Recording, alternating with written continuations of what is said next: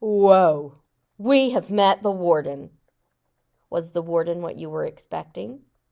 Were you expecting the warden to be a man or a woman? Because we found out the warden is a female. She's a red-headed, tall female wearing a cowboy hat and some cowboy boots, and Mr. Pendanski has showed us that she does not play around. If she tells you to do something, you definitely do it, don't you? Well, X-Ray has found something in the hole that was impressive enough that it brought the warden out to their hole, and X-Ray got the day off. The warden declared that the boys would get extra water. And that brings us to chapter 15. Mr. Pendanski filled their canteens. The warden got a pitchfork out of the back of the pickup. She poked it through X-Ray's dirt pile to see if anything else might have been buried in there as well.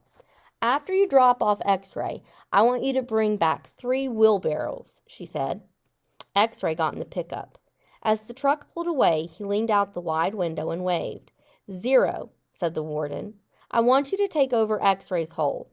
She seemed to know that 0 was the fastest digger.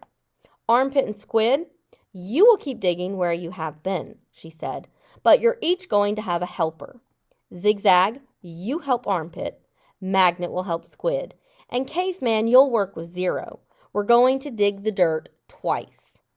So one thing I find interesting is Mr. Pendanski and Mr. Sir, they both call the boys by their given name.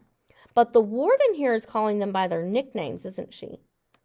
So one, how does she even realize what their nicknames are? She knows these boys. She knows their nicknames. But Stanley hasn't laid eyes on her up until this moment. Wonder how she knows all that.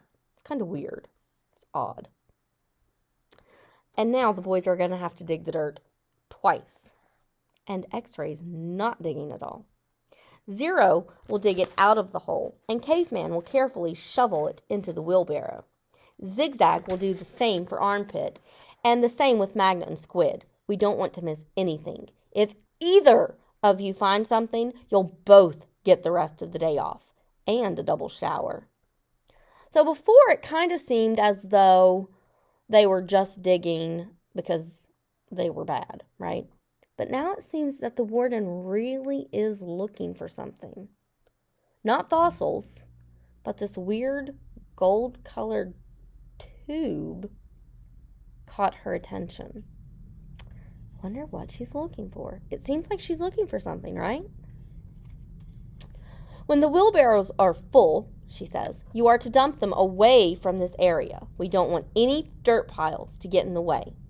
The warden remained at the site for the remainder of the day, along with Mr. Pendanski and Mr. Sir, who showed up after a while.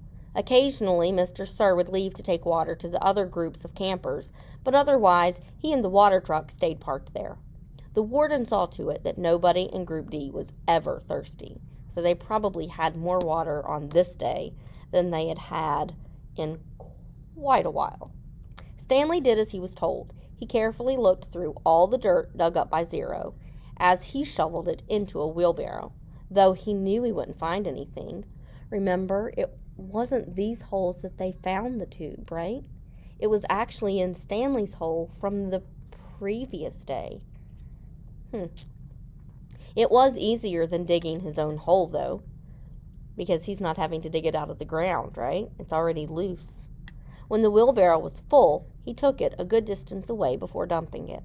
The warden couldn't keep still. She kept walking around, looking over the boys' shoulders, and sticking her pitchfork through the dirt piles. You're doing fine, just fine, she told Stanley. So it does seem as though she's interested in something.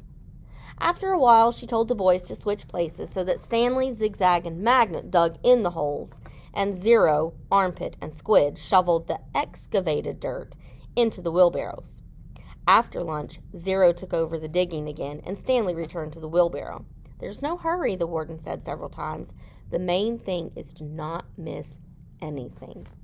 The boys dug until each hole was well over 6 feet deep and wide. Still, it was easier for 2 boys to dig a 6-foot hole than it was for 1 boy to dig a 5-foot hole. All right, "That's enough for today," the warden said. "I've waited this long. I can wait another day." Mr. Sir drove her back to her cabin. "I wonder how she knew all our names," Stanley said as he walked back to the compound. "She watches us all the time," said Zigzag. "She's got hidden microphones and cameras all over the place. In the tents, the rec room, the shower." "The shower?" asked Stanley. He wondered if Zigzag was just being paranoid. "The cameras are tiny," said Armpit. "No bigger than the toenail on your little toe." Stanley had his doubts about that. He didn't think they could make cameras that small. Although we know they can. Microphones, maybe, but Stanley wasn't buying it. He realized that was why X-Ray didn't want to talk to him about the gold tube at breakfast. So maybe the warden is watching over everything they do. And if the warden is watching over everything they do, and they had talked about the tube at breakfast, then she'd know that Stanley was the one that had found it, right? And not X-Ray. One thing was certain. They weren't just digging to build character. They were definitely looking for something. And whatever they were looking for, they were looking in the wrong place. Because remember, the tube was found in Stanley's hole, in a different place. Stanley gazed out across the lake toward the spot where he had been digging yesterday when he found the gold tube. He dug that hole into his memory, so he wants to make sure he doesn't forget which hole the gold tube actually came out of. And that is chapter 15, and we are now about halfway finished with our story. So we've met the warden. We know they really are looking for something, not just digging holes for character. And the warden seemed really excited over this gold-colored tube, whatever it might be. So we'll continue reading chapter 16 in the next video and maybe figure out what it is the warden's hoping to find. Until then, I hope you're enjoying, and I'll talk with you guys later. Bye.